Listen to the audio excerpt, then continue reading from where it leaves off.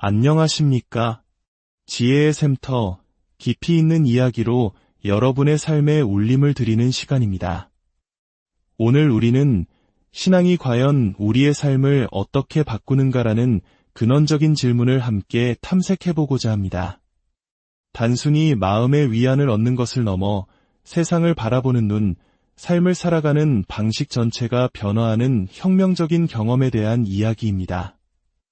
이 깊은 성찰의 여정을 시작하기에 앞서 잠시 여러분의 마음을 구하고자 합니다. 오늘 나누는 이야기가 여러분의 마음에 와닿는다면 이 은혜로운 메시지가 더 많은 이들에게 닿을 수 있도록 공유해 주십시오. 저희 채널을 구독하고 알림을 설정하시는 것은 저희가 계속해서 이처럼 의미 있는 콘텐츠를 만드는 데 큰 힘이 됩니다. 이 말씀을 듣는 모든 분들의 삶에 하나님의 평강이 가득하기를 기도합니다. 지난 시간 우리는 복음이 어떻게 우리의 내면을 변화시키는지에 대해 이야기 나눴습니다. 예수 그리스도의 메시지가 우리 안에서 일으키는 혁명에 대해서 말이죠. 아마 현대인들은 여기까지는 쉽게 고개를 끄덕일 것입니다. 요즘 신문기사나 미디어를 보면 세속화된 도시가 오히려 영적인 것에 대한 갈망으로 가득 차 있다는 것을 쉽게 알 수 있습니다. 영성이라는 단어는 이제 우리에게 매우 익숙한 키워드가 되었죠. 많은 사람들이 놀라울 정도로 영적인 무언가를 찾아 헤매고 있습니다. 하지만 그들이 말하는 영성이란 무엇일까요? 제가 관찰한 바에 따르면 대부분 이런 의미로 사용됩니다. 나는 내면의 중심을 잡고 싶어. 마음의 평화를 얻고 싶어. 내 삶의 의미와 신성함을 채우고 싶어. 그래서 내가 세운 목표를 달성하고 나만의 인생 계획을 성공적으로 이끌어갈 내적인 힘이 필요해. 문제는 기독교 신앙은 이러한 현대적 영성의 틀에 정확히 들어맞지 않는다는 것입니다. 우리는 기독교의 메시지를 이런 틀에 억지로 끼워 맞추어 들으려 해서는 안 됩니다. 왜냐하면 기독교는 물론 내면의 변화를 가져오지만 그것은 나의 계획을 이루도록 돕는 도구가 아니라 완전히 새로운 계획 그 자체를 제시하기 때문입니다. 쉬운 비유를 들어보겠습니다. 대부분의 사람들은 종교를 이렇게 생각합니다. 당신이 20명 정도 모인 파티장에 있다고 상상해보세요. 사람들과 어울려야 하는데 그럴 기운도 용기도 자신감도 없습니다. 그때 하나님이 다가와 당신을 어루만져 주십니다. 그러자 당신은 새로운 에너지를 얻어 파티장으로 나아가 사람들을 만나고 기쁨을 느끼며 대화를 주도합니다. 이것이 바로 많은 사람들이 생각하는 영적인 힘입니다. 내 목표를 이룰 수 있게 해주는 에너지원이죠. 하지만 기독교가 말하는 하나님의 만지심은 이것과 다릅니다. 기독교적인 비유는 이렇습니다. 똑같이 파티장에 있고 당신의 눈에는 20명의 사람들만 보입니다. 당신은 무력감에 빠져 있습니다. 그때 하나님이 다가와 당신을 만지십니다. 당신은 내적인 새로움을 느낍니다. 그런데 이제 다시 파티장을 둘러보니 놀랍게도 그곳에는 80명의 사람이 있습니다. 이전에는 보이지 않던 60명의 사람들이 이제는 선명하게 보입니다. 구석에서 외로워하는 사람, 분주하게 일하지만 아무도 알아주지 않는 직원, 화려한 웃음 뒤에 슬픔을 감춘 사람들의 모습이 보이기 시작합니다. 하나님의 만지심을 경험한 사람과 그렇지 않은 사람의 차이는 단순히 내적인 에너지의 차이가 아닙니다. 그것은 세상을 보는 관점, 즉 세계관의 차이입니다. 더 나아가 그것은 온전한 정신의 문제입니다. 하나님의 만지심을 경험하지 못한 사람의 눈에는 신앙인들이 마치 허공을 보며 기뻐하고 보이지 않는 무언가를 듣고 감동하며 아무것도 없는 곳을 피해 걷다가 넘어지는 이상한 사람들처럼 보일 수 있습니다. 신앙은 단지 우리 내면을 바꾸는 것을 넘어 세상의 모든 것과의 관계를 완전히 재정립합니다. 음악을 예전처럼 들을 수 없고 다른 문화를 이전과 같은 방식으로 대할 수 없으며 나 자신을, 이웃을, 심지어는 내가 몸담은 직장과 사회를 완전히 다른 시각으로 바라보게 됩니다. 모든 것이 변하는 것입니다. 종교는 사적인 영역에 머물러야 한다고 생각하는 현대인들에게 이것은 낯선 이야기일 수 있습니다. 하지만 기독교는 결코 신앙을 사적인 영역에 가두지 않습니다. 하나님의 만지심은 지극히 인격적이지만 결코 사적인 경험으로 끝나지 않습니다. 그렇다면 이 모든 것이 실제로 어떻게 이루어질까요? 오늘 우리는 사도 바울이 아테네에서 겪었던 일을 통해 그 원리를 살펴보고자 합니다. 사도행전 17장 16절에서 21절 말씀입니다. 바울이 아테네에서 그들을 기다리다가 그 성에 우상이 가득한 것을 보고 마음에 격분하여 회당에서는 유대인과 경건한 사람들과 또 장터에서는 날마다 만나는 사람들과 변론하니 어떤 에피쿠로스와 스토아 철학자들도 바울과 쟁론할새 어떤 사람은 이르되 이 말쟁이가 무슨 말을 하고자 하느냐 하고 어떤 사람은 이르되 이방신들을 전하는 사람인가 보다 하니 이는 바울이 예수와 부활을 전하기 때문이러라. 그를 붙들어 아레오바고로 가며 말하기를 내가 말하는 이 새로운 가르침이 무엇인지 우리가 알 수 있겠느냐. 내가 어떤 이상한 것을 우리 귀에 들려주니 그 무슨 뜻인지 알고자 하노라 하니 모든 아테네 사람과 거기서 나그네된 외국인들이 가장 새로운 것을 말하고 듣는 것 이외에는 달리 시간을 쓰지 않음이더라. 아멘. 우리는 이 말씀을 통해 네 가지를 살펴보려 합니다. 바울이 어디로 갔는지, 무엇을 느꼈는지, 무엇을 보았는지, 그리고 무엇을 했는지입니다. 첫째, 바울은 어디로 갔습니까? 그는 유대인들이 모이는 회당뿐만 아니라 장터 즉 아고라로 갔습니다. 매일같이 그곳으로 나아갔습니다. 이 장터라는 단어는 오늘날 우리에게 그저 물건을 사고 파는 시장 정도로만 들릴 수 있지만 고대 아테네의 아고라는 그런 곳이 아니었습니다. 아테네는 당시 로마의 정치적 패권은 넘겨주었을지언정 여전히 세계의 문화, 지성, 예술의 중심지였습니다. 한국으로 치자면 정치의 중심인 여의도, 경제의 중심인 강남, 그리고 문화의 중심인 홍대가 하나로 합쳐진 곳과 같았습니다. 아고라와 그 주변에는 신전, 법정, 관공서, 도서관, 상점, 극장, 미술관 등 도시의 모든 핵심 기능이 밀집해 있었습니다. 기술이 없던 시대였기에 모든 것이 얼굴을 마주하고 이루어졌습니다. 관리들은 정책을 논했고 예술가들은 작품을 선보였으며 사업가들은 계약을 맺었습니다. 철학자들은 신문이나 학술지 대신 직접 얼굴을 맞대고 열띤 토론을 벌였습니다. 아고라는 단순히 물건의 시장이 아니라 사상의 시장, 철학의 시장, 예술의 시장, 즉 삶의 모든 것이 거래되고 교류되는 공적인 광장이었습니다. 바울은 바로 그곳, 세상의 가장 중심부로 그의 신앙을 가지고 들어갔습니다. 이것은 신앙을 지극히 개인적인 것으로 여기는 현대인들에게는 매우 낯선 행동입니다. 내 마음의 평화를 위한 종교를 왜 세상의 가장 시끄러운 한복판으로 가져가느냐는 질문이 나올 법합니다. 하지만 성경은 지혜가 길거리에서, 광장에서 소리 높여 외친다고 말합니다. 고대 이방 종교들은 저마다 자신들의 영역을 가진 신들을 섬겼습니다. 어부들의 신, 상인들의 신, 에베소의 신, 아테네의 신처럼 말입니다. 각자의 신이 있기에 서로의 영역을 침범하지 않는 것이 불문율이었습니다. 오늘날 많은 사람들이 종교를 대하는 태도와 비슷합니다.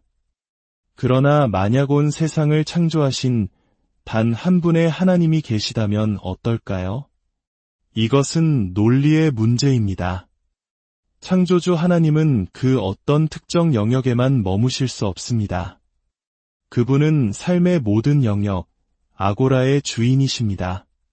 바울은 이것을 알았기에 자신의 신앙을 사적인 공간에 가두지 않고 담대하게 세상의 중심으로 가지고 나아간 것입니다. 그는 모든 것을 쇼핑하는 그곳에서 외쳤습니다. 쇼핑객들이여, 이 길로 오시오. 헛되고 일시적이며 피상적인 것들에서 돌이켜 영원하고 본질적인 것을 붙드시오. 영원하지 않은 모든 것은 영원히 시대에 뒤떨어진 것입니다. 이것이 바울이 아고라에서 전한 메시지의 핵심이었습니다. 둘째, 바울은 무엇을 느꼈습니까? 성경은 그가 마음에 격분했다고 기록합니다. 이 단어는 헬라어로 파록시노마이인데 발작이나 경련을 의미하는 페럭시점의 어원이기도 합니다. 그만큼 강렬하고 깊은 감정의 동요를 의미합니다. 하지만 이것은 단순한 분노가 아니었습니다. 구약 성경에서 이 단어는 하나님께서 자신의 백성이 우상을 숭배하는 것을 보실 때 느끼는 감정을 묘사하는 데 사용됩니다. 하나님은 스스로를 질투하는 하나님이라고 말씀하십니다. 우리는 질투라는 단어에서 이기적이고 편협한 감정을 떠올리기 쉽지만 성경이 말하는 하나님의 질투는 순결하고 거룩한 사랑에서 비롯됩니다. 사랑은 그저 달콤한 감정만이 아닙니다. 때로는 천둥 같은 감정을 동반합니다. 사랑하는 사람이 스스로의 삶을 망치고 있거나 잘못된 길로 빠져드는 것을 볼 때 우리는 그저 괜찮아 라고 말하지 않습니다. 화가 납니다. 사랑의 반대말은 미움이 아니라 무관심이기 때문입니다. 바울의 격분은 바로 이 하나님의 마음, 즉 거룩한 질투였습니다. 그것은 우상에게 빼앗긴 하나님의 영광에 대한 유로운 분노와 그 우상 아래서 신음하는 영혼들에 대한 가슴 아픈 연민이 뒤섞인 복합적인 감정이었습니다. 유로운 분노가 없었다면 그는 세상의 중심에 설 용기를 내지 못했을 것입니다. 그리고 깊은 연민이 없었다면 그는 사람들과 대화하고 그들을 존중하며 복음을 전하지 못했을 것입니다. 그는 사람들을 더러운 우상 숭배자라고 비난하지 않고 그들과 변론하고 대화했습니다. 그 결과 아테네 최고의 지성인들이 모인 아레오바고 법정에 초청받기까지 했습니다. 이처럼 용기와 온유, 분노와 연민이라는 양립하기 어려워 보이는 감정의 균형은 어디서 오는 것일까요? 바로 십자가입니다. 바울은 고린도 교인들에게 내가 너희 가운데서 예수 그리스도와 그가 십자가에 못 박히신 것 외에는 아무것도 알지 아니하기로 작정하였음이라고 말했습니다. 십자가는 한편으로는 죄에 대한 하나님의 공의가 얼마나 무섭고 절대적인지를, 다른 한편으로는 우리를 향한 하나님의 사랑이 그 공의의 대가를 아들에게 치르게 할 만큼 얼마나 완전하고 무조건적인지를 동시에 보여주는 유일한 곳입니다. 이 십자가의 복음이 마음에 깊이 새겨질 때 우리는 비로소 세상을 향해 비겁하지도 무례하지도 않은 사랑의 열정을 품게 됩니다. 혹시 신앙인들의 거칠고 독선적인 모습에 상처받은 분이 계십니까? 사람들은 그런 모습을 보며 너무 광신적이라서 그래. 좀 더 온건해져야 해라고 말합니다. 하지만 그것은 기독교를 오해한 것입니다. 그들의 문제는 복음에 너무 깊이 빠져서가 아니라 충분히 깊이 빠지지 않았기 때문입니다. 진정한 복음은 우리를 거칠게 만드는 것이 아니라 예수님처럼 진리와 눈물을 모두 품은 사람으로 만들어줍니다. 셋째, 바울은 무엇을 보았습니까? 그는 도시를 가득 채운 우상들을 보았습니다. 물론 아테네에는 아프로디테, 아레스, 아폴론 등 수많은 신상들이 있었습니다. 하지만 바울이 본 것은 단순히 눈에 보이는 조각상들이 아니었습니다. 여기서 보다라는 단어는 헬라어로 테오레오인데 이론이라는 단어의 어원입니다. 이는 피상적인 것을 꿰뚫어 그 본질과 근원을 본다는 의미입니다. 바울은 복음의 눈으로 아테네의 화려한 예술, 비즈니스, 철학, 정치 그 모든 것의 기저에 깔린 진짜 우상들을 꿰뚫어 보았습니다. 세상의 진짜 문제는 악한 것들이 아니라 좋은 것들이 궁극적인 것의 자리를 차지해버린 데 있음을 간파한 것입니다. 예술이 잘못된 것이 아닙니다. 하지만 예술적 성공이 내 존재의 의미가 되고 비평가의 한마디에 내 인생이 좌우된다면 예술은 우상이 됩니다. 부와 성공, 권력, 인간관계, 심지어는 가족이나 국가까지도 마찬가지입니다. 우리 삶에서 이것만은 잃을 수 없다. 이것을 잃으면 내 인생은 끝이다라고 생각하는 것이 있다면 그것이 바로 우리의 우상입니다. 복음은 우리에게 이 우상들을 볼 수 있는 눈을 줍니다. 그리고 그 우상들로부터 우리를 자유롭게 합니다. 구약의 나아만 장군 이야기를 기억하십니까? 그는 이스라엘의 하나님을 만난 뒤 자신의 조국 시리아로 돌아가기로 결심합니다. 그는 자신의 문화를 완전히 등지지도 않았고 이전처럼 완전히 동화되지도 않았습니다. 그는 왕을 따라 림몬 신전에 들어가 몸을 굽혀야 하는 자신의 직무를 수행하되 이스라엘에서 가져온 흙을 바닥에 펴고 그 위에서 절하며 자신이 오직 이스라엘의 하나님만을 섬긴다는 것을 모두에게 보이는 창의적인 증인의 삶을 살았습니다. 그는 조국을 섬겼지만 조국을 숭배하지는 않았던 것입니다. 이것이 바로 신앙인이 세상 속에서 살아가는 방식입니다. 우리는 우리의 직업을 버릴 필요가 없습니다. 다만 직업을 숭배해서는 안 됩니다. 우리는 예술을 즐기고 비즈니스를 하고 관계를 맺으며 살아갑니다. 그러나 그 모든 행위의 중심에 하나님을 모실 때 우리는 다른 예술가들과는 다르게 예술을 하고 다른 사업가들과는 다르게 비즈니스를 하며 다른 이들과는 다르게 춤을 출 것입니다. 마지막으로 바울은 무엇을 했습니까? 그는 예수와 부활을 전했습니다. 그가 세상의 중심에서 전한 메시지는 두 가지 핵심을 담고 있습니다. 첫째는 복음의 객관성입니다. 그는 부활이라는 역사적 사건을 증거로 제시했습니다.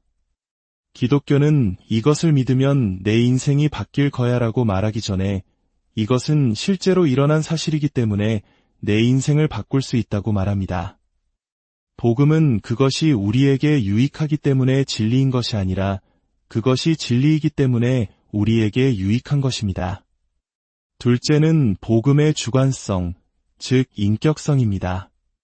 바울은 예수 그리스도라는 공식적인 칭호 대신 예수라는 개인적인 이름을 전했습니다.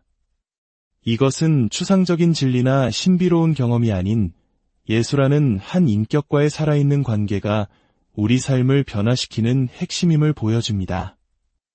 진리이신 그분과의 인격적인 만남을 통해 우리의 모든 것이 새로워지는 것입니다.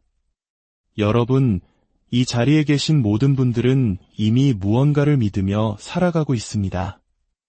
우리는 신앙이 없는 중립적인 상태로 살아갈 수 없습니다. 문제는 무엇을 믿고 있는가입니다. 그것이 당신의 커리어입니까? 당신의 재능입니까?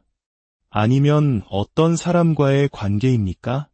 세상의 그 어떤 우상도 우리가 그것을 얻지 못했을 때 우리를 용서하지 않으며 설령 그것을 얻는다 해도 우리를 결코 만족시키지 못할 것입니다. 오직 예수 그리스도와 그의 부활만이 우리에게 참된 용서와 영원한 만족을 주시는 유일한 길입니다. 함께 기도하겠습니다. 사랑의 하나님 아버지, 오늘 말씀을 통해 우리의 신앙이 단지 사적인 위안에 머무는 것이 아니라 우리의 삶 전체와 세상을 바라보는 방식을 바꾸는 능력임을 깨닫게 하시니 감사합니다. 우리에게 바울과 같은 마음을 주시옵소서. 이 세상을 향한 위로운 분노와 가슴 아픈 연민을 함께 품게 하시고 십자가의 복음 안에서 그 균형을 찾게 하소서. 우리의 삶의 현장인 시장터에서 나아만 장군처럼 지혜롭고 창의적인 증인의 삶을 살아갈 용기를 주시옵소서. 우리 안에 숨겨진 우상들을 보게 하시고 오직 예수 그리스도 한 분만으로 만족하는 참된 자유를 누리게 하옵소서. 이 모든 말씀 우리를 구원하신 예수 그리스도의 이름으로 기도드립니다. 아멘. 우리 주 예수 그리스도의 은혜가 여러분